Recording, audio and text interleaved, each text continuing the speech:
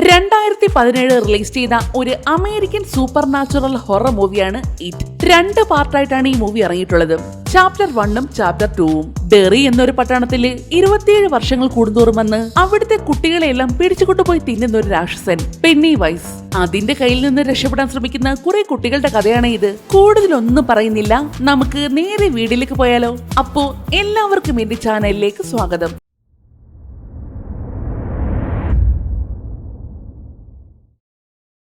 സിനിമയുടെ തുടക്കത്തിൽ 2 സഹോദരങ്ങളെയാണ് കാണിക്കുന്നത്. അതിലെ ചേട്ടന്റെ പേര് ബിൽ, അനിയന്റെ പേര് ജോർജ്. വീടിന് പുറത്ത് ഇടിച്ചു കുത്തി മഴ പെയ്യുന്ന സമയം. പണ്ട് മഴവെള്ളത്തിൽ നമ്മൾ ബോട്ടൊക്കെ ഉണ്ടാക്കി കളിക്കില്ലേ, അതുപോലെ തന്റെ അനിയന് വേണ്ടി ഒരു ബോട്ട് ഉണ്ടാക്കി കൊടുക്കുകയാണ് ബിൽ. ചേട്ടനും കൂടി എന്റെ ഒപ്പം കളിക്കാൻ വരായിരുന്നു, എനിക്ക് പനിയായതുകൊണ്ടല്ലേ, അല്ലെങ്കിൽ നിന്റെ ഒപ്പം ഞാനും വന്നേനെ. അതും പറഞ്ഞ് തന്റെ അനിയന് വേണ്ടി ബിൽ നല്ല അസലൊരു പേപ്പർ ബോട്ട് ഉണ്ടാക്കി കൊടുക്കുന്നു. ബോട്ട് കിട്ടിയത് ജോർജ് സന്തോഷം കൊണ്ട് തുള്ളിച്ചാടി ആദ്യമായിട്ട് പുറത്തേക്ക് ഒരു ഓട്ടോ ആയിരുന്നു. പെരുമഴ ആയതുകൊണ്ട് തന്നെ പുറത്തുകൂടി നല്ല ഒഴുക്കാണ് വെള്ളത്തിന്. ജോർജ് പുറത്തേക്ക് ഓടി വന്ന് വേഗം തന്റെ ബോട്ട് എടുത്ത് ആ വെള്ളത്തിലേക്ക് വെച്ചതും അതാ വെള്ളത്തിനൊപ്പം ശരവേഗത്തിൽ മുന്നോട്ടേക്ക് കുതിച്ചു പായാൻ തുടങ്ങി. അതിനു പുറകെ സന്തോഷത്തോടെ ജോർജിയും. ലക്കും ലഗാനുമില്ലാതെ ആ ബോട്ടിൽ മാത്രം ശ്രദ്ധിച്ചുകൊണ്ട് ഓടുകയാണ് ചെറുക്കൻ. അത് കാരണം മുന്നിലുണ്ടായിരുന്ന ആ ബോർഡ് കണ്ടതുമില്ല, അതിൽ ചെന്ന് ഇടിച്ച് വീഴുകയും ചെയ്തു. ഈ ഒരു ഗ്യാപ്പില് ബോട്ട് അവന്റെ കൈവിട്ടങ്ങ് പോയി കളഞ്ഞു. അത് ഒഴുകി ചെന്ന് വീണതാണെങ്കിലോ സൈഡിലുണ്ടായിരുന്ന ഒരു ഓടയ്ക്കുള്ളിലേക്കും. തന്റെ ചേട്ടൻ അത്ര ഇഷ്ടത്തോടെ ഉണ്ടാക്കി തന്നെ ബോട്ടല്ലേ, അവൻ ആ ഓടയ്ക്കുള്ളിലേക്ക് കുനിഞ്ഞും കമന്നും എല്ലാം കിടന്ന് നോക്കിയതും പെട്ടെന്നാണ് 2 ഉണ്ട കണ്ണുകൾ തെളിഞ്ഞു വരുന്നത്. ചെക്കൻ ഞെട്ടിപ്പോയി. അതാരാണെന്ന് വെച്ചാൽ അതാണ് നമ്മുടെ ഈ മൂവിയിലെ വില്ലൻ. ആളുടെ പേര് പെന്നി വൈസ്. കണ്ടാൽ ഒരു കോമാളിയുടെ ലുക്ക് ആണെങ്കിലും അത് ആ ലുക്കിന് മാത്രമേ ഉള്ളൂ കേട്ടോ. കയ്യിലിരിപ്പ് മഹാമോശം. ഹലോ ജോർജി, മോനി ബോട്ടാണോ വേണ്ടത്? ജോർജി നോക്കുമ്പോൾ അവന്റെ ബോട്ട് ദേ ആ ക്ലൗണിന്റെ കയ്യിലിരിക്കുന്നു. വേണം, അതെന്റെ ബോട്ടാ. നിങ്ങൾ എന്താ ഓടയ്ക്കകത്ത് ചെയ്യുന്നത്? അത് ഞാനൊരു കൊടുങ്കാറ്റില് പറന്നു വന്നതാ, എന്റെ സർക്കസ് അടക്കം പറന്നുപോയി. മോനി ബോട്ട് വേഗം കൊണ്ടുപോയിക്കോ, അല്ലെങ്കിൽ ബില്ല് ദേഷ്യപ്പെട്ടില്ലേ. അങ്ങേര് പറഞ്ഞത് കേട്ടുകൊണ്ട് ആ ബോട്ട് മേടിക്കാനായിട്ട് ജോർജി അകത്തേക്ക് കൈയിട്ടതും നിമിഷ നേരം കൊണ്ട് അതൊരു രാക്ഷസനായി മാറിയിട്ട് ആ കുഞ്ഞിന്റെ കൈക്കിട്ട് ഒറ്റ കടി. അവന്റെ ആ ഒരു വലത് കൈ മുഴുവൻ കടിച്ചു പറിച്ചു കെടുത്തു. ശേഷം രക്ഷപ്പെടാൻ നോക്കിയ ജോർജിയുടെ കാലിൽ പിടിച്ച് ആ ഓടയ്ക്കുള്ളിലേക്ക് മൊത്തത്തിൽ അവനെ വലിച്ചെടുത്തുകൊണ്ടങ്ങ് പോയി. പെരുമഴയും കാറ്റുമായതുകൊണ്ട് തന്നെ ആ കുട്ടിയുടെ നിലവിളി പോലും ആരും കേട്ടില്ല. ഇവിടം മുതലാണ് കഥയുടെ തുടക്കം. ആ സംഭവങ്ങളെല്ലാം കഴിഞ്ഞ് 1 വർഷത്തിന് ശേഷം ബില്ല് പഠിക്കുന്ന സ്കൂളാണ് കാണിക്കുന്നത്. അവന് 3 കട്ട ചങ്കുകളുണ്ട്. അതിൽ ആ കണ്ണാടി വെച്ചേക്കുന്നതിന്റെ പേര് റിച്ചി, കൂട്ടത്തിലെ നീളം കുറഞ്ഞവൻ എഡ്ഡി, പിന്നെ മറ്റേ ചെറുക്കന്റെ പേര് സ്റ്റാൻലി. ഇവര് 4 പേരുമാണ് കൂട്ടുകാർ. അതേ സ്കൂളിൽ തന്നെ ഒരു കച്ചറ ടീംസ് ഉണ്ട്. ഹെൻറി എന്ന് പറയുന്നവനാണ് ആ ഗ്യാങ്ങിന്റെ ലീഡർ. നമ്മുടെ പിള്ളേരെ കണ്ടാലേ അവന് ചൊറിച്ചിലാണ്, ചുമ്മാ വഴക്കിടാൻ വരും. അവര് മാത്രമല്ല, പെൺപിള്ളേരുടെ കൂട്ടത്തിലുണ്ടായിരുന്ന ഒരു ഗുണ്ടി. ആ സ്കൂളിൽ പഠിക്കുന്ന ഒരു പാവം പെങ്കൊച്ചുണ്ടേ, ബീവർലി എന്നാണ് അവളുടെ പേര്. അവളാണ് നമ്മുടെ ഈ മൂവിയിലെ നായിക.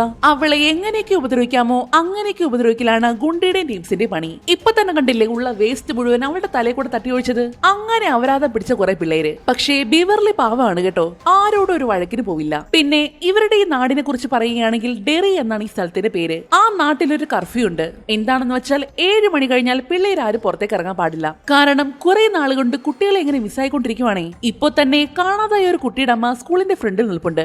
എപ്പോഴെങ്കിലും തന്റെ മകൾ ആ സ്കൂളിൽ നിന്ന് പുറത്തു വന്നാലോ എന്നൊരു പ്രതീക്ഷ. പിന്നെ നേരത്തെ ഒരു വെടക്ക് ടീംസിനെ കാണിച്ചില്ലേ, ഹെൻറിയും ഗ്യാങ്ങും. അവന്മാര് നമ്മുടെ പിള്ളേരെടുത്ത് വീണ്ടും ഉടക്കിന് വരുന്നു. അവന്റെ അച്ഛൻ ഒരു പോലീസുകാരന് കൂടിയാണ് കേട്ടോ. അങ്ങേരാണെങ്കിൽ ദേ സ്കൂളിന്റെ ഫ്രണ്ടിൽ നിൽപ്പുണ്ട്. നാട്ടുകാരെ പേടിയില്ലെങ്കിലും ചെറുക്കൻ അച്ഛനെ പേടിയാണ്. അതുകൊണ്ട് തന്നെ വെറുതെ വഴക്കിന് നിൽക്കാതെ നൈസിനോട് എസ്കേപ്പ് ആയി. നാളെ എന്താ നിങ്ങളുടെ പരിപാടി? നമുക്ക് വെക്കേഷൻ എവിടെയെങ്കിലും പോയാലോ? അത് പിന്നെ നമുക്ക് ചതുപ്പിൽ പോയാലോ? ബില്ലത് പറഞ്ഞതും ആരും എതിർപ്പൊന്നും ഇല്ലാതെ സമ്മതിക്കുന്നു. കാരണം അവന്റെ അനിയനെ കാണാതായത് ഒരു ഓടയ്ക്കകത്തല്ലേ. ആ ഓടയിലെ വേസ്റ്റും വെള്ളമെല്ലാം വന്നു വീഴുന്ന ഒരു ചതുപ്പുണ്ട്. ഓടയ്ക്കുള്ളിൽ എന്ത് തന്നെ വീണാലും അതെല്ലാം ലാസ്റ്റ് വന്നു ചേരുന്നത് ആ ചതുപ്പിലാണ്. അങ്ങനെയെങ്കിൽ കാണാതായ തന്റെ അനിയനും ഒരുപക്ഷെ അവിടെ എത്തിയിട്ടുണ്ടെങ്കിലോ? അവൻ മരിച്ചെന്ന് വിശ്വസിക്കാൻ ഇതുവരെ ബില്ലിനായിട്ടില്ല.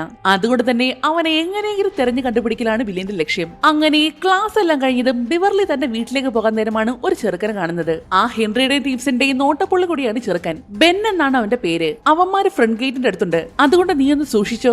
എനിക്ക് പേടിയൊന്നുമില്ല.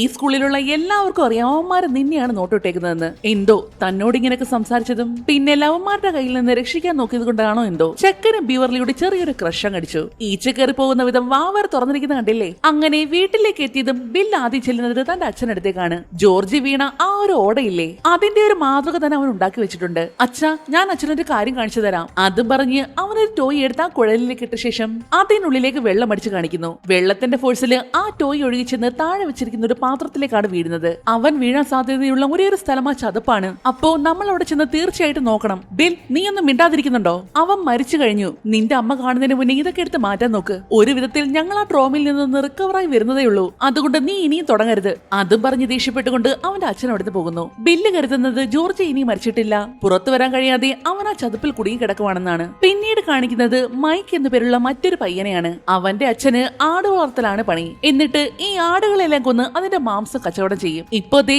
മൈക്കിന്റെ കയ്യിലൊരു ഗൺ കൊടുത്തിട്ട് ഒരു ആടിനെ കൊല്ലാൻ പറഞ്ഞിരിക്കുകയാണ് അവന്റെ അച്ഛൻ. പക്ഷേ ഒരു ആടിനെ കൊല്ലാനുള്ള ധൈര്യമൊന്നും അവനില്ല.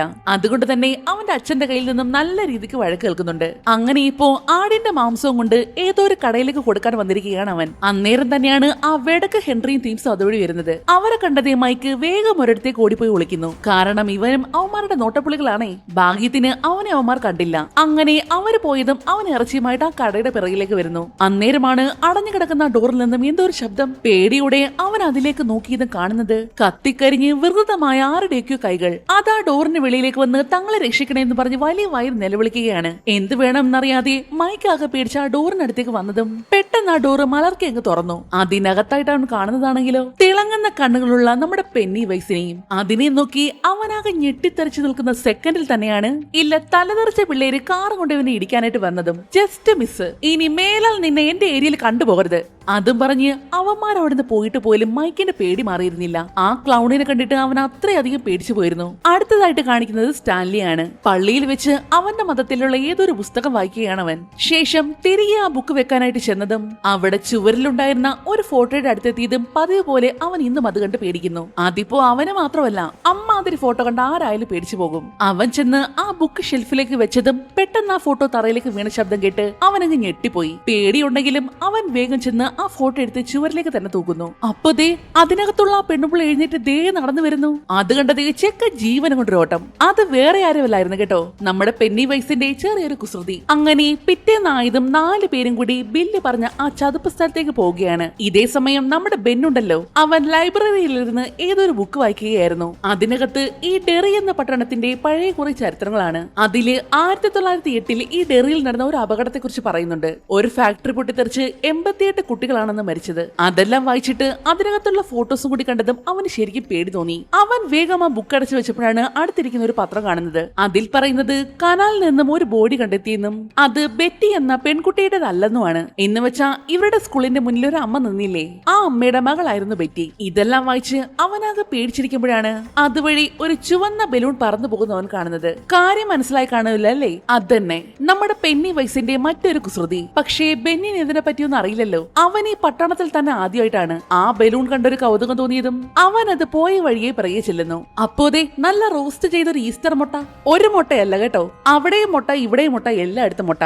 ആ മുട്ടകളെല്ലാം ഫോളോ ചെയ്ത് ചെക്കൻ നടന്നു ചെന്നതാണെങ്കിൽ താഴെ അങ്ങാണ്ടുള്ള ഒരു ലൈബ്രറിയിലേക്കും. അകത്തങ്ങാണ് ഇരിക്കാനുള്ളതിന് ഇത് എന്തിന്റെ കേടാണോ എന്തോ ശബ്ദം കേട്ട് ബെൻ തിരിഞ്ഞു നോക്കിയതും കാണുന്നത് ദേ കയ്യിൽ നിറയെ മുട്ടയും പിടിച്ചോണ്ട് തലയില്ലാത്തൊരു സാധനം നിൽക്കുന്നു. അതവന്റെ പിറകെ ഇങ്ങനെ പാഞ്ഞു വന്നതും ചെക്കൻ ജീവനും കൊണ്ടൊരു ഓട്ടമായിരുന്നു. ഓടി ഓടി അവൻ ചെന്ന് ഇടിച്ചു നിന്നതാണെങ്കിൽ ആ ലൈബ്രറിന്റെ മുന്നിലും. എന്തായാലും ഭാഗ്യത്തിന് ആ സാധനത്തെ പിന്നീട് കണ്ടില്ല. അങ്ങനെ രക്ഷപ്പെട്ട സമാധാനത്തില് അവിടെ നിറങ്ങി നടന്നപ്പോ ചെന്ന് പെട്ടതാണെങ്കിലോ ആ തലതെറിച്ച ചെക്കൻ ഹെൻറിയുടെ മുന്നിലും. ആ വെടക്ക് സാധനങ്ങളെല്ലാം കൂടി ആ പാവ ചെക്കനെ പിടിച്ചു വരിച്ച് ആരുമില്ലാത്തൊരു സ്ഥലത്തേക്ക് കൊണ്ടുവരുന്നു. സഹായം ചോദിക്കാനാണെങ്കിൽ ആ ഏരിയയിൽ ആരും തന്നെയില്ല.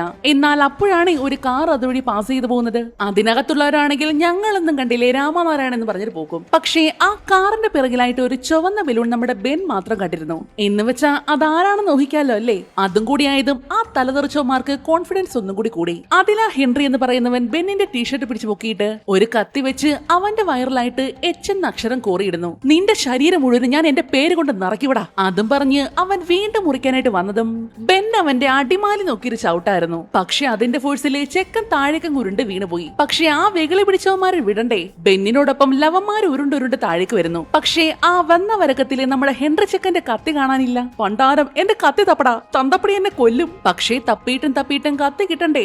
നിങ്ങൾ രണ്ടുപേരും അവനെ പോയി പിടിക്ക്, ഇത് ഞാൻ നോക്കിക്കോളാം. അങ്ങനെ കൂട്ടത്തിലുള്ള രണ്ടോമാര് നമ്മുടെ ബെന്നിനെ തപ്പാനായിട്ട് അവന്റെ പിറകെ ഓടുന്നു. പക്ഷേ നമ്മുടെ ബെൻ ചെക്കൻ പോയ വഴി ഏതാന്ന് അവന്മാർക്ക് അറിയാൻ വയ്യ. ചെക്കൻ ഏതോ വെള്ളത്തിനകത്തോട്ടൊക്കെ കയറി ഓടുവാണ്. ഇതേ സമയം സമയം തന്നെ ബില്ലും കൂട്ടുകാരും ഇപ്പോൾ അവര് പറഞ്ഞ ആ ചതുപ്പ് സ്ഥലത്തേക്ക് എത്തിയിട്ടുണ്ട്. ഇവിടെയാണ് ഈ സകല വേസ്റ്റുകൾ വന്ന് അടിയുന്നത്. ഒരു വലിയ തുരങ്കം പോലൊന്നാണ്. അതിന്റെ ഉള്ളിലേക്ക് പോയി വേണം തപ്പാൻ. പക്ഷേ കൂട്ടത്തിലുള്ള എഡി കൊന്നാൽ അതിനുള്ളിൽ കയറില്ല. കാരണം ചെക്കന് ഓസൈഡിയുടെ അസുഖമുള്ളതാണേ. ഈ വൃത്തിപ്രാന്ത് ഓടയാകുമ്പോൾ അതിനകത്ത് എന്തൊക്കെ അഴുക്ക് വരും ബ്ലാ.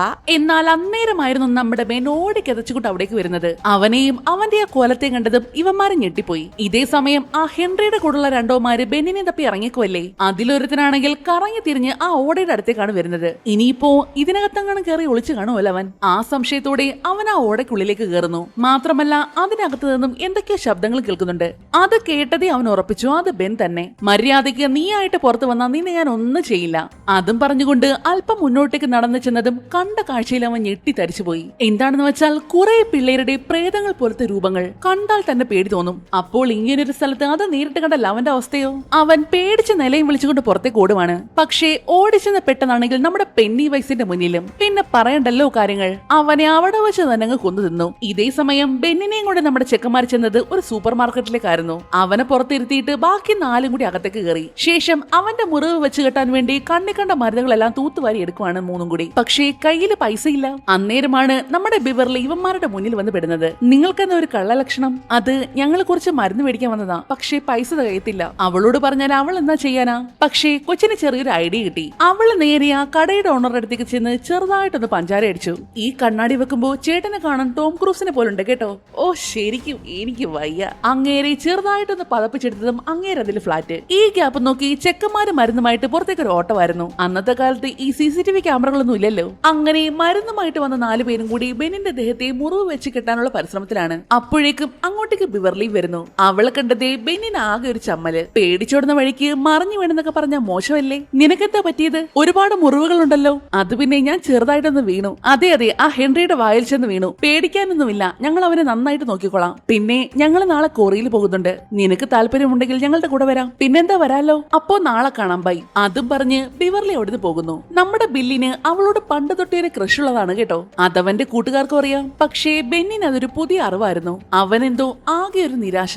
അവനും ചെറിയൊരു ക്രഷ് തോന്നിയതാണല്ലോ അവളോട്. അങ്ങനെ ബിവർലി അവിടുന്ന് നേരെ തന്റെ വീട്ടിലേക്കാണ് പോയത്. അകത്തേക്ക് കയറിയതും ശബ്ദമൊന്നും കേൾപ്പിക്കാതെ അവൾ പതിയെ അകത്തേക്ക് നടക്കുന്നു.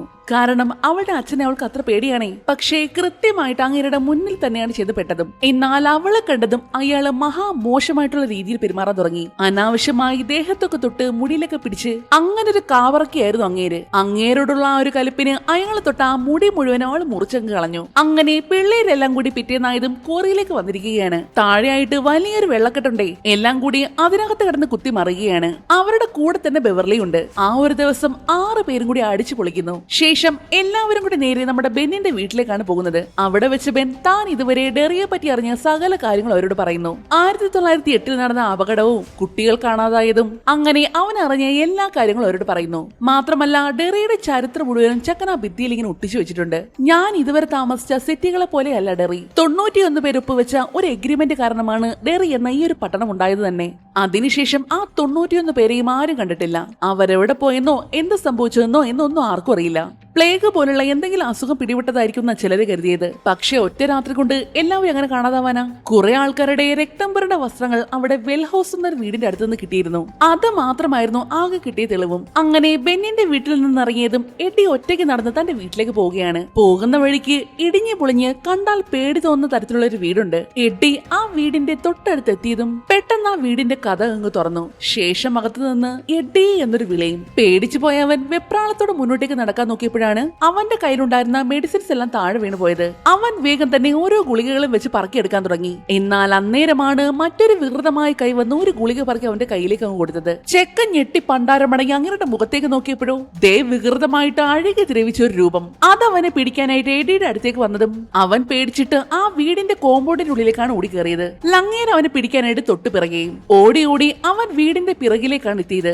ശേഷം തിരിഞ്ഞു നോക്കിയപ്പോൾ അങ്ങേരെ കാണുന്നില്ല. പക്ഷേ പകരം അവിടെ ഉണ്ടായിരുന്നത് കുറെ ചുവന്ന ബലൂണൊക്കെ പിടിച്ച് നമ്മുടെ പെന്നി വൈസ് ആയിരുന്നു. മോൻ എവിടെ പോവാ? നിനക്ക് ഈ വീട്ടിൽ താമസിച്ചൂടായിരുന്നോ? എങ്കിൽ എപ്പോഴേ നിനക്ക് വീട്ടിലെത്തായിരുന്നു. അതും പറഞ്ഞ് അങ്ങേര് ഒരുമാതിരി ഒരു കൊലച്ചേരി ചിരിച്ചതും ചെക്കൻ ജീവനും കൊണ്ട് പുറത്തേക്ക് ഇറങ്ങിയ ഒരു ഓട്ടം. അതേസമയം തന്നെ നമ്മുടെ ബിവർലിയും വീട്ടിലെത്തിയിട്ടുണ്ട്. ബെന്നിന്റെ വീട്ടിൽ പോയപ്പോൾ അവൻ എഴുതിയ ഒരു കവിത ഇവൾക്ക് കിട്ടിയിരുന്നു. അതിനോടൊരു കൗതുകം തോന്നിയതും അവൾ അതുമായിട്ട് ബാത്റൂമിലേക്ക് ചെന്നിട്ട് ബാത്ടബിൽ ഇരുന്ന് വായിക്കാൻ തുടങ്ങി. എന്നാൽ അപ്പോഴായിരുന്നു സിങ്കിനുള്ളിൽ നിന്നും ആരോ അവളുടെ പേര് വിളിക്കുന്ന ശബ്ദം കേൾക്കുന്നത്. അവൾ അതിനടുത്തേക്ക് ചെന്ന് നോക്കിയതും ആരുടെയൊക്കെ ശബ്ദങ്ങൾ കേൾക്കുന്നുണ്ട്. ഒന്നല്ല, ഒരുപാട് പേരുടെ ശബ്ദങ്ങൾ. അവള് വേഗം ഒരു ടേപ്പ് എടുത്തുകൊണ്ടുവന്ന് അതിനുള്ളിലേക്ക് ഇറക്കി നോക്കി. അതങ്ങ് ചെന്ന് അതിന്റെ അറ്റത്ത് മുട്ടിയതും അവൾ അത് തിരിച്ചെടുക്കുന്നു. പക്ഷേ ടേപ്പ് തിരിച്ചെത്തിയപ്പോഴോ അതിന്റെ അറ്റം നിറയെ കുറെ രക്തവും മുടികളും എല്ലാം കൂടി നിറഞ്ഞിരിക്കുവാണ്. പക്ഷേ പെട്ടെന്നായിരുന്നു അതിലെ ആ മുടി അവളുടെ കയ്യിലേക്ക് ചുറ്റിപ്പിടിക്കുന്നത്. കയ്യിൽ മാത്രമല്ല, അവളുടെ ശരീരം മുഴുവനും സിങ്കിനുള്ളിൽ നിന്നും ഒരുപാട് മുടികൾ വന്ന് വരിഞ്ഞു മുറുക്കിക്കൊണ്ട് അവളെ അതിനുള്ളിലേക്ക് വലിച്ചെടുക്കാൻ നോക്കുകയാണ്.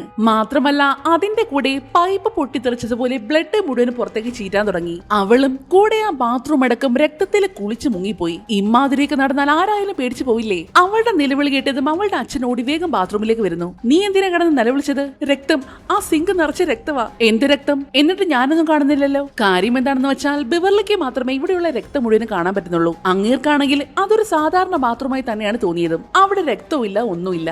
അടുത്തതായിട്ട് ബില്ലിനെയാണ് കാണിക്കുന്നത്. അവനിപ്പോൾ കാണാതായ തന്റെ അനിയനെ ഓർത്ത് ആകെ സങ്കടപ്പെട്ടിരിക്കുകയായിരുന്നു. അത്രയും പ്രിയപ്പെട്ടതായിരുന്നു അവന് തന്റെ അനിയൻ. അപ്പോഴാണ് പുറത്തു നിന്നും എന്തോ ഒരു ശബ്ദം. അവൻ സംശയത്തോടെ പുറത്തേക്ക് ചെന്ന് നോക്കിയതും കാണുന്നത് തറയിൽ നിറയെ ചെളി പുരണ്ട ആരുടെ കാൽപ്പാടുകൾ. ആ കാൽപ്പാടുകൾ പോയിരിക്കുന്നതാണെങ്കിൽ താഴെയുള്ള ബേസ്മെന്റിലേക്കും. ഈ സിനിമയിലെ പിള്ളേർക്ക് പിന്നെ പോയി നോക്കിയില്ലെങ്കിൽ ഒരു സമാധാനം കാണില്ലല്ലോ. അതുപോലെ നമ്മുടെ ബില്ലും ബേസ്മെന്റിലേക്ക് നടക്കാൻ തുടങ്ങി. എന്തും വരട്ടെ എന്ന് കരുതി അവൻ ആ ബേസ്മെന്റിനുള്ളിലേക്ക് ഇറങ്ങി താഴേക്ക് ചെല്ലുന്നു. എന്നാൽ താഴേക്ക് എത്തിയ ബില്ല് കാണുന്നത് തന്റെ അനിയൻ ജോർജിയയാണ്. എന്നോട് ദേഷ്യപ്പെടല്ലേ ബിൽ, നീ തന്ന ബോട്ട് ആ വെള്ളത്തിൽ ഒഴുകിപ്പോയി. പക്ഷേ നീയും എന്റെ കൂടെ വരികയാണെങ്കിൽ നിനക്കും വെള്ളത്തിൽ ഒഴുകി നടക്കാം. അതങ്ങോട്ട് പറഞ്ഞതും ജോർജിയുടെ ആ മുഖം അങ്ങോട്ട് മാറി വല്ലാതങ്ങ് വികൃതമാകാൻ തുടങ്ങി. ബില്ല് നോക്കുമ്പോൾ ദേ ജോർജിയുടെ തൊട്ട് താഴെയായിട്ട് പെന്നി വൈസ് നിൽക്കുന്നു. അതവനെ പിടിക്കാനായിട്ട് വന്നതും ബില്ല് ജീവനം കൊണ്ട് ഓടുന്നു. ഭാഗ്യം കൊണ്ട് മാത്രമാണ് അവൻ രക്ഷപ്പെട്ടത്. അങ്ങനെ പിറ്റേന്നായത് ബിവർലി അവർ 5 പേരെയും കൂടി തന്റെ വീട്ടിലേക്ക് വിളിക്കുന്നു. അവരെ കൊണ്ട് ചെന്ന് അവൾ ആ ബാത്റൂം ആണ് കാണിക്കുന്നത്. ഇപ്പോഴും അത് മൊത്തത്തിൽ ചോരയിൽ കുളിച്ച് കിടക്കുവാണ്. അവളെ പോലെ തന്നെ ബാക്കി 5 പേർക്കും അത് കാണാനും പറ്റുന്നുണ്ട്. കാരണം അവരെല്ലാവരും പെന്നി വൈസിൽ നിന്ന് അനുഭവം ഉണ്ടായിട്ടുള്ളവരല്ലേ. അത് കാരണം അവർക്ക് ഇതെല്ലാം കാണാനും പറ്റും. പക്ഷേ ഈ ബാത്റൂം ഇങ്ങനെ വിട്ടിട്ട് പോകാൻ പറ്റില്ലല്ലോ. അതുകൊണ്ട് അവരെല്ലാവരും കൂടി ചേർന്ന് ആ ബാത്റൂമിനുള്ളിലെ രക്തം മുഴുവനും തൂത്തു തുടച്ച് കഴുകി വൃത്തിയാക്കുന്നു. അങ്ങനെ ബാത്റൂം എല്ലാം ക്ലീൻ ആക്കിയ ശേഷം അവർ 6 പേരും കൂടി പുറത്തേക്ക് ഇവിടെ പോവുകയാണ്. അന്നേരമാണ് ബിൽ താൻ ഇന്നലെ ജോർജിയെ കണ്ട കാര്യം അവരോട് പറയുന്നത്. അത് കേട്ട് എട്ടിയും സ്റ്റാൻലിയും ബെന്നും എല്ലാം തങ്ങൾക്കുണ്ടായ അനുഭവങ്ങളും പറയുന്നു. കൂട്ടത്തിൽ നമ്മുടെ റിച്ചി മാത്രമാണ് ഒന്നും കാണാത്തത്. അവരങ്ങനെ ഓരോ കാര്യങ്ങളും സംസാരിച്ചുകൊണ്ട് ഇങ്ങനെ മുന്നോട്ടേക്ക് നടക്കുമ്പോഴാണ് ആ ഹെൻറിയുടെ കാർ അവിടെ കിടക്കുന്നത് കാണുന്നത്. അതിന്റെ തൊട്ടടുത്തായിട്ട് നമ്മുടെ മൈക്കിന്റെ സൈക്കിൾ മറിഞ്ഞു കിടപ്പുണ്ട്. ഇതേ സമയം തന്നെ ആ ഹെൻറിയും കൂട്ടുകാരും കൂടി ചേർന്ന് മൈക്കിനെ കൊണ്ട് പച്ച ഇറച്ചി തിരിക്കാനുള്ള ശ്രമത്തിലായിരുന്നു. എന്നാൽ തലയുയർത്തി മുന്നിലേക്ക് നോക്കിയ മൈക്ക് കാണുന്നതോ ഏതോ ഒരു കുട്ടിയുടെ കൈയും കടിച്ചു പറിച്ചു തിന്നോണ്ടിരിക്കുന്ന പെന്നി വൈസിനെയും അതിന്റെ കൂടെ ആ വട്ട് ചെറുക്കന്റെ ഉപദ്രവവും. ഈ ചെക്കൻ ഇത് എന്തിന്റെ കേടാണെന്ന് അറിയാൻ വയ്യ. എന്നാൽ അന്നേരമാണ് ഇതും കണ്ടുകൊണ്ട് നമ്മുടെ പിള്ളേര് സെറ്റ് അങ്ങോട്ടേക്ക് വരുന്നത്. പിന്നെ ഒന്നും നോക്കിയില്ല, കല്ല് പെറുക്കിയില്ല, അവന്റെ മണ്ടക്കിട്ട് തന്നെ കൊടുത്തു ഒരു ഏറ്. അതോടെ മൈക്ക് അവന്റെ കയ്യിൽ നിന്ന് രക്ഷപ്പെട്ടോടി പിള്ളേരുടെ അടുത്തേക്ക് വരുന്നു. പക്ഷേ ആ പേട്ട ചെറുക്കൻ അടങ്ങില്ലല്ലോ. അവന്മാര് വീണ്ടും പ്രശ്നത്തിന് വരാൻ തുടങ്ങിയതും പിള്ളേരെല്ലാം കൂടി ചേർന്ന് കല്ല് പറക്കി എറിയാൻ തുടങ്ങി. അവര് മാത്രമല്ല മറ്റവന്മാരും കട്ടയ്ക്ക് തന്നെ തിരികെ പറക്കി എറിയുന്നുണ്ട്. അങ്ങോട്ടുമേറി ഇങ്ങോട്ടുമേറി കൂട്ടേറി. പക്ഷേ നമ്മുടെ പിള്ളേരുടെ സൈഡിൽ ആൾബലം കൂടുതലായതുകൊണ്ട് തന്നെ അവരുടെ ടീമാണ് ജയിക്കുന്നത്. ഏറ് കൊണ്ടുകൊണ്ട് ഹെൻറിക്കൊക്കെ കിളി പറന്ന അവസ്ഥയായി പോയി. ഒടുക്കം അവനെയും ഇട്ടിട്ട് കൂട്ടുകാരന്മാര് വരെ ഓടിക്കളഞ്ഞു. വെറുതെ വടി കൊടുത്ത് അടി മേടിച്ചു. അങ്ങനെ പിള്ളേരെല്ലാം കൂടി മയക്കുമായിട്ട് തിരികെ വീട്ടിലേക്ക് പോകുന്ന വഴിക്കാണ് ചുവരിലായിട്ട് മിസ്സിംഗ് ആയുള്ള കുറെ കുട്ടികളുടെ ഫോട്ടോ അവർ കാണുന്നത്. എന്നെങ്കിലും ഇതൊക്കെ ഒന്ന് അവസാനിക്കുമോ? അവസാനിക്കുമെന്നാണ് എനിക്ക് തോന്നുന്നത്. ഞാൻ ഇതുവരെ അന്വേഷിച്ചറിഞ്ഞ കാര്യങ്ങൾ വെച്ച് നോക്കുമ്പോൾ 1908 ആ ഫാക്ടറിയിലെ അപകടം, അത് കഴിഞ്ഞ് 1935 മറ്റൊരു അപകടം, അത് കഴിഞ്ഞ് 62 ബ്ലാക്ക് സ്പോട്ട്, പിന്നെ ഇപ്പോ ഈ 89 കുട്ടികളുടെ മിസ്സിംഗ്, ഇതെല്ലാം കൂട്ടി വായിക്കുമ്പോൾ ഓരോ 27 വർഷങ്ങൾ കൂടുമ്പോഴാണ് ഇത് സംഭവിക്കുന്നത്. എന്ന് വെച്ചാൽ ഓരോ 27 വർഷങ്ങൾ കൂടുമ്പോഴും കുട്ടികളെ തിന്നാൻ വേണ്ടി അത് വെളിയിൽ വരുന്നു. അതിനുശേഷം അത് എങ്ങോട്ടാണ് മറഞ്ഞു പോകുന്നത് പോകുന്നതെന്ന് ഒരു പിടുത്തമില്ല. പക്ഷേ എന്റെ മുത്തശ്ശൻ പറയുന്നത് ഈ ഡെറി ശപിക്കപ്പെട്ട നാടാണെന്നാണ്. ഇവിടെ നടക്കുന്ന ഓരോ സംഭവങ്ങൾക്ക് പിന്നിലും ഏതൊരു പൈശാചിക ശക്തിയുണ്ട്. അല്ലെങ്കിൽ നമുക്ക് ഏറ്റവും പേടിയുള്ള കാര്യങ്ങൾ എന്താണെന്ന് അതിനറിയാം. ആ രൂപത്തിലായിരിക്കും അത് നമ്മളെ മുന്നിൽ വരുന്നതും. അങ്ങനെ കുറെ കാര്യങ്ങളെല്ലാം സംസാരിച്ച ശേഷം അവരെല്ലാവരും കൂടി ബില്ലിന്റെ വീട്ടിലേക്കാണ് പോകുന്നത്. അവരുടെ കയ്യിലായിട്ട് ഈ ഡെറി സിറ്റിയുടെ ഒരു മാപ്പുണ്ട്. പ്രൊജക്ടർ വെച്ച് അവർ ആ മാപ്പെല്ലാം നല്ല രീതിയിൽ ചെക്ക് ചെയ്യുന്നു. അപ്പോ അതിൽ നിന്നും ഒരു കാര്യം അവർക്ക് മനസ്സിലാവുകയും ചെയ്തു. എന്താന്ന് വെച്ചാ എല്ലായിടത്തെ സംഭവങ്ങളും ഒരു ഓടയുമായിട്ട് കണക്റ്റഡ് ആണ്. മാത്രമല്ല ഇതെല്ലാം കൂടി അവസാനം വന്ന് കണക്ട് ആവുന്നത് വെൽ ഹൗസ് എന്നൊരു വീട്ടിലും. നേരത്തെ നമ്മുടെ എഡി കണ്ടുപിടിച്ചൊരു വീടില്ലേ, ആ വീടാണ് വെൽ ഹൗസ്. ആ മാപ്പ് മുഴുവനും അവര് കാര്യമായിട്ട് ഇങ്ങനെ വീക്ഷിച്ചുകൊണ്ടിരിക്കുമ്പോഴാണ് പെട്ടെന്ന് ആ പ്രൊജക്ടർ ഓട്ടോമാറ്റിക് ആയിട്ട് വർക്ക് ചെയ്യാൻ തുടങ്ങുന്നത്. അതിലിപ്പോ പ്ലേ ആയിക്കൊണ്ടിരിക്കുന്നത് ബില്ലിന്റെ ഫാമിലി ഫോട്ടോസ് ആയിരുന്നു. എന്നാൽ അവസാനമായിട്ട് അതിൽ പ്ലേ ചെയ്തൊരു ഫോട്ടോയിലായിട്ട് ബില്ലിന്റെ അമ്മയുടെ മുഖം മാറി മാറി മാറി ഒടുക്കം അത് പെന്നി ഫേസിന്റെ ഫേസ് ആയി മാറുന്നു. അത് കണ്ട് പിള്ളേരെല്ലാം കൂടി പേടിച്ച് നിലവിളിച്ചുകൊണ്ട് ആ പ്രൊജക്ടർ ഒറ്റ ചവിട്ട്. പക്ഷേ തറയിൽ വീണിട്ടും അതങ്ങനെ വർക്കായിക്കൊണ്ടിരിക്കുകയാണേ. പെട്ടെന്നാണ് സ്ക്രീൻ എല്ലാം പൊളിച്ചുകൊണ്ട് പെന്നി വൈസ് പുറത്തേക്ക് ചാടി വരുന്നത്. അത് ഭീകരമായ ഒരു രൂപത്തിൽ. അത് നേരെ ബിവർലിയെ പിടിക്കാൻ വേണ്ടി അവളെ ലക്ഷ്യമാക്കി വന്നതും പിള്ളേരെല്ലാം കൂടി പെട്ടെന്ന് ഷട്ടർ അങ്ങ് ഓപ്പൺ ആക്കി. അതുകൊണ്ട് മാത്രം തൽക്കാലം രക്ഷപ്പെട്ടു എന്ന് പറയാം. അത് നമ്മളെ കണ്ടു. നമ്മളിപ്പോ എവിടെയാണെന്ന് അതിന് കൃത്യമായിട്ട് അറിയാം. ഇപ്പൊ മാത്രമല്ല, അതിന് എപ്പോഴും അതറിയാം. അതുകൊണ്ട് ഞാൻ അതിനെ തേടി വെൽ ഹൗസിലേക്ക് പോകുവാണ്. മിക്കവാറും ജോർജ് അവിടെ തന്നെ കാണും. അതും പറഞ്ഞ് ബില്ല് കൂട്ടുകാരെ തടഞ്ഞിട്ട് പോലും വാശിയോടെ ആ വെൽ ഹൗസിലേക്ക് ചെല്ലുന്നു. ആദ്യം അവന്റെ കൂട്ടുകാരെ അതിന് സമ്മതിച്ചില്ലെങ്കിലും ബില്ലിനെ എങ്ങനെ ഒറ്റയ്ക്ക് വിടുന്നത്? അതുകൊണ്ട് ഇഷ്ടമില്ലെങ്കിലും ബാക്കിയുള്ളവർ അവന്റെ കൂടെ വരുന്നു. കൂട്ടത്തില് 3 പേരെ പുറത്തു നിർത്തിയിട്ട് ബില്ലും എഡിയും റിച്ചിയും മാത്രമാണ് അകത്തേക്ക് കയറുന്നത്. അകത്തേക്ക് കയറിയപ്പോൾ തന്നെ വിചിത്രമായിട്ടുള്ള പല കാര്യങ്ങളും ആ വീട്ടിൽ സംഭവിക്കാൻ തുടങ്ങി. റിച്ച് നോക്കുമ്പോൾ അവിടെയായിട്ടൊരു നോട്ടീസ് കിടക്കുന്നത് കണ്ട് അവൻ അതെടുത്ത് നോക്കുന്നു. അതിനകത്താണെങ്കിൽ മിസ്സിംഗ് എന്ന് പറഞ്ഞ അവന്റെ തന്നെ ഫോട്ടോ ആയിരുന്നു ഉണ്ടായിരുന്നത്. ഞാൻ ഇവിടെ നിൽക്കുവല്ലേ, പിന്നെ എങ്ങനെയാ ഞാൻ കാണാതാവുന്നത്? ആ നോട്ടീസ് കണ്ടിട്ട് റിച്ച് ശരിക്കും പേടിച്ചിരുന്നു. നീ ഒന്ന് സമാധാനപ്പെട് റിച്ചി, ഇതൊന്നും യാഥാർത്ഥ്യമല്ല, അത് നിന്നെ പറ്റിക്കാൻ നോക്കുക. അപ്പോഴാണ് മുകളിൽ നിന്നും എന്തോ ഒരു ശബ്ദം ഒരു കേൾക്കുന്നത്. അതെന്താണെന്ന് അറിയാൻ വേണ്ടി 3 പേരും കൂടി വേഗം മുകളിലേക്ക് ചെല്ലുന്നു. മുകളിലായിട്ടൊരു റൂം ഉണ്ടായിരുന്നു. അതിൽ നിന്നാണ് ശബ്ദം കേൾക്കുന്നതും. റിച്ചിയും ബില്ലും കൂടി വേഗം ആ മുറിയിലേക്ക് ചെന്ന് നോക്കി. പക്ഷേ എട്ടിയവരുടെ പുറകെ പോകാൻ നിന്നപ്പോഴാണ് എന്തോ ഒരു ശബ്ദം കേൾക്കുന്നത്. അതും ശ്രദ്ധിച്ചു നിന്നത് കാരണം അവൻ അവരുടെ കൂടെ പോയതുമില്ല. അതോടെ 3 പേരും 2 വഴിക്കായി. മാത്രമല്ല റിച്ചിയും ബില്ലും നിന്ന് ആ റൂമിന്റെ കഥകൾ അടയുകയും ചെയ്തു. അത് കണ്ട് എട്ടി ആ റൂമിന്റെ അടുത്തേക്ക് ഓടാൻ നിന്നപ്പോഴാണ് പെട്ടെന്ന് തറയുടെ കുറച്ച് ഭാഗം ഇടിഞ്ഞു പൊളിഞ്ഞ് താഴെ പോയത്. അത് കാരണം അവനിനി മുന്നോട്ട് പോകാനും പറ്റില്ല. എന്നാൽ അന്നേരമായിരുന്നു ആ അഴുകി ദ്രവിച്ച മനുഷ്യൻ വീണ്ടും അവന്റെ അടുത്തേക്ക് വരുന്നത്. അയാളെ കണ്ട് പേടിച്ചു പോയതും അവൻ ആ കുഴിയിലൂടെ നിലത്തേക്ക് വീണുപോയി. ഇവിടെ ബില്ലും റിച്ചിയും കൂടി കഥക് തുറക്കാനുള്ള പരിശ്രമത്തിലാണ്. അപ്പോഴാണ് മറ്റൊരു മുറിയിൽ നിന്നും എന്തോ ശബ്ദം കേട്ടിട്ട് റിച്ചി അങ്ങോട്ടേക്ക് പോകുന്നത്. കൂടാതെ അവൻ ആ മുറിയിലേക്ക് കയറിയത് വാതിലങ്ങ് അടയുകയും ചെയ്തു. ആ മുറിക്കകത്താണെങ്കിൽ നിറയെ പാവകളായിരുന്നു. കണ്ടാൽ തന്നെ പേടി തോന്നുന്ന രൂപത്തിലുള്ളത്. അതിന്റെയൊക്കെ നടുക്കായിട്ട് ഒരു വലിയ പെട്ടി കിടപ്പുണ്ട്. റിച്ചി ചെന്ന് ആ പെട്ടിക്കുള്ളിലേക്ക് നോക്കിയെന്ന് കാണുന്നത് അവന്റെ തന്നെ രൂപത്തിലുള്ള ഒരു പാവയായിരുന്നു. എന്നാൽ പെട്ടെന്നാണ് അതിൽ നിന്നും പെന്നി വീസ് ചാടി പുറത്തേക്ക് വരുന്നത്. അതവനെ പിടിക്കാനായിട്ട് ഓടി വന്നതും പെട്ടെന്ന് ബില്ല് വന്ന് കഥക് തുറന്ന് റിച്ചിയെ പിടിച്ചങ്ങ് പുറത്താക്കി. അതേസമയം നമ്മുടെ എഡി തറയിൽ വീണ് കിടക്കുമല്ലേ. അവൻ നോക്കുമ്പോൾ അവന് തൊട്ട് മുന്നിലുണ്ടായിരുന്ന ഒരു ഫ്രിഡ്ജ് തുറന്ന് അതിനുള്ളിൽ നിന്നും പെന്നി വൈസ് ഇറങ്ങി പുറത്തേക്ക് വരികയാണ്. ചെക്കനാണെങ്കിൽ എണീറ്റ് ഓടാൻ പറ്റാത്ത അവസ്ഥയിലായി പോയേ. അതൊരു മാതിരി ഡിസ്കോ എല്ലാം കളിച്ചുകൊണ്ട് അവൻ അടുത്തേക്ക് വന്നിട്ട് ചുമ്മാ ചെക്കൻ എടുത്തിട്ട് പേടിപ്പിക്കുവാണ്. അപ്പോഴേക്കും ബില്ലും റിച്ചിയും കൂടെ ഓടി അങ്ങോട്ടേക്ക് വരുന്നു. അവരെ കണ്ടതും അങ്ങേര് അവരുടെ നേരെ പാഞ്ഞു ചെന്ന അതേ സെക്കൻഡിൽ തന്നെയാണ് ബിവർലി വന്ന ഒരു കമ്പി എടുത്ത് അതിന്റെ തലയിലങ്ങ് കുത്തി ഇറക്കുന്നത്. പക്ഷേ കുത്തുകൊണ്ടെങ്കിലും അങ്ങേര് ചത്തില്ല കേട്ടോ. ഇത്രയും പിള്ളേരെടുത്ത് അങ്ങേർക്ക് പിടിച്ചു നിൽക്കാൻ പറ്റില്ലെന്ന് മനസ്സിലായതും അങ്ങേര് വേഗം അകത്തേക്ക് കയറി പൊക്കളഞ്ഞു. പക്ഷേ അങ്ങേര് എങ്ങോട്ടാണ് പോകുന്നതെന്ന് അറിയാൻ വേണ്ടി ബില്ല് പുറകെ ചെന്നിരുന്നു. അപ്പോ കാണുന്നത് അകത്തുള്ള ഒരു കിണറിനുള്ളിലേക്ക് ഇറങ്ങി പോകുന്നതാണ്. അങ്ങനെ 6 എണ്ണവും കൂടി ആ വീട്ടിൽ നിന്നും ജീവനും കൊണ്ട് ഇറങ്ങി ഓടുന്നു. പക്ഷെ ഇത്രയൊക്കെ ആയിട്ടും ഇനിയും ആ വീടിനുള്ളിലേക്ക് പോകണമെന്നാണ് ബില്ല് പറയുന്നത്. ഇനിയും ആ വീട്ടിലേക്ക് പോകാനോ? എട്ടി ഏകദേശം മരിക്കാറായതാണ്. പിന്നത്തെ ബെന്നിന്റെ വയറ് നല്ല രീതിയിൽ മുറിഞ്ഞിട്ടുണ്ട്. ഇനി ഞങ്ങളെ കൂടി കൊലക്ക് കൊടുത്താൽ ഇനി അടങ്ങത്തോളോ? നിന്റെ അനിയൻ ഇനി ഒരിക്കലും തിരിച്ചു വരാൻ പോകുന്നില്ല. എന്നാൽ തന്റെ അനിയൻ മരിച്ചെന്ന് പറഞ്ഞത് കേട്ടതും ബില്ലിന് ശരിക്കും ദേഷ്യം വരുന്നു. അതിന്റെ പേരിൽ രണ്ടും കൂടി വഴക്കായതും ബില്ല് റിച്ചിയുടെ മോന്തക്കിട്ടൊരു ഒറ്റയടി. നിങ്ങളൊന്ന് നിർത്തുന്നുണ്ടോ? ആ കോമാളിക്ക് ശരിക്കും വേണ്ടതും ഇതാണ്. നമ്മൾ എല്ലാവരും തമ്മിൽ അടിച്ചു പിരിയണം. എന്നാലേ അതിനെ നമ്മളെയൊക്കെ പിടിക്കാനും പറ്റൂ. അതുകൊണ്ട് ആരും വഴക്കിടല്ലേ. എന്നാൽ ബിവർലി പറഞ്ഞിട്ടും ആരും അത് മൈൻഡ് കൂടി ചെയ്തില്ല. എല്ലാവരും അവിടുന്ന് വഴക്കിട്ട് പിരിഞ്ഞു പോവുകയാണ് ചെയ്തത്. അല്ലേലും ഇനി ആ പ്രേത വീട്ടിലേക്ക് ആര് ചെന്ന് കയറാനാ? പിന്നീട് കാണിക്കുന്നത് ഹെൻറിയാണ്. അവനൊരു തോക്കം വെച്ചിങ്ങനെ ഷൂട്ട് ചെയ്ത് പ്രാക്ടീസ് ചെയ്തുകൊണ്ടിരിക്കുമ്പോഴാണ് അവന്റെ അച്ഛൻ അങ്ങോട്ടേക്ക് വരുന്നത്. ആ തോക്കെടുത്തതിന് അയാൾ അവനോട് നല്ല രീതിയിൽ ദേഷ്യപ്പെടുന്നു. ശേഷം അവനെ പേടിപ്പിക്കാൻ വേണ്ടി തറയിലേക്ക് നോക്കി 2-3 വെടി അങ്ങോട്ട് പൊട്ടിച്ചതും ചെക്കൻ പേടി കൊണ്ട് അവിടെ നിന്ന് വിറയ്ക്കാൻ തുടങ്ങി. ഇവന്റെ ധൈര്യം കണ്ടോ പിള്ളേരെ? വെറുതെ ധൈര്യം കാണിക്കാൻ മാത്രം എന്നെ കൊണ്ടൊക്കെ പറ്റൂ. ശരിക്കും അവനൊരു പൊട്ടനാണ്. കൂട്ടുകാരുടെ മുന്നിൽ വെച്ച് അവനെ കളിയാക്കിക്കൊണ്ട് അയാൾ അവിടുന്ന് പോകുന്നു. ഹെൻറിക്കാണെങ്കിൽ അത് വല്ലാത്തൊരു അപമാനം തന്നെ ആയി പോയി. അവൻ അതും ആലോചിച്ച് ആകെ വെകിളി പിടിച്ചിരിക്കുന്ന സമയത്താണ് അവിടെയുള്ള ലെറ്റർ ബോക്സിലായിട്ട് അവനൊരു ചുവന്ന ബലൂൺ കാണുന്നത്. ബലൂണിന്റെ വള്ളിയുടെ അറ്റത്തായിട്ട് ഒരു ബോക്സ് കെട്ടി വെച്ചിട്ടുണ്ട്. എന്താണെന്ന് അറിയാൻ വേണ്ടി അവൻ ആ ബോക്സ് തുറന്നു നോക്കിയതും നേരത്തെ കാട്ടിൽ വെച്ച് അവനൊരു കത്തി കാണാതെ പോയില്ലേ, ആ കത്തിയായിരുന്നു ഇത്. ആ കത്തിയുമായിട്ട് അവൻ നേരെ വീടിനുള്ളിലേക്ക് ചെല്ലുന്നു. അവന്റെ അച്ഛനാണെങ്കിൽ സോഫയിൽ കിടന്നുറങ്ങുവാണ്. മുന്നിലായിട്ട് ടിവിയിൽ എന്തോ പ്രോഗ്രാം നടക്കുന്നുണ്ട്. അവൻ കത്തിയുമായിട്ട് അയാളുടെ അടുത്തേക്ക് ചെന്നതും ടിവിയിലെ പ്രോഗ്രാമിനകത്തുള്ള ആളുകൾ അവനെ വല്ലാതെ മോട്ടിവേറ്റ് ചെയ്യാൻ തുടങ്ങി. കൊല്ല്, അവനെ കൊല്ല്, അവനെ കൊല്ല്. പക്ഷേ ശരിക്കും ആ പ്രോഗ്രാമിനുള്ളിൽ പെന്നിവൈസ് ആയിരുന്നു. അതിൽ പറഞ്ഞതുപോലെ ഒരറപ്പും കൂടാതെ അവൻ ആ കത്തി സ്വന്തം അച്ഛന്റെ കഴുത്തിലേക്ക് കുത്തിയിറക്കി. നിമിഷങ്ങൾക്കുള്ളിൽ തന്നെ അയാൾ അവിടെ പെടഞ്ഞു വീണ് മരിക്കുകയും ചെയ്തു. ഇതേ സമയം ഇവിടെ ബിവർലി പുറത്തേക്ക് പോകാനായിട്ട് നിന്നപ്പോഴാണ് അവളുടെ അച്ഛൻ അവളെ തടയുന്നത്. ബെൻ നേരത്തെ എഴുതിയ ഒരു കവിത അവളുടെ കയ്യിൽ കിട്ടിയിരുന്നില്ലേ, അതിപ്പോ അയാളുടെ കയ്യിലിരിപ്പുണ്ട്.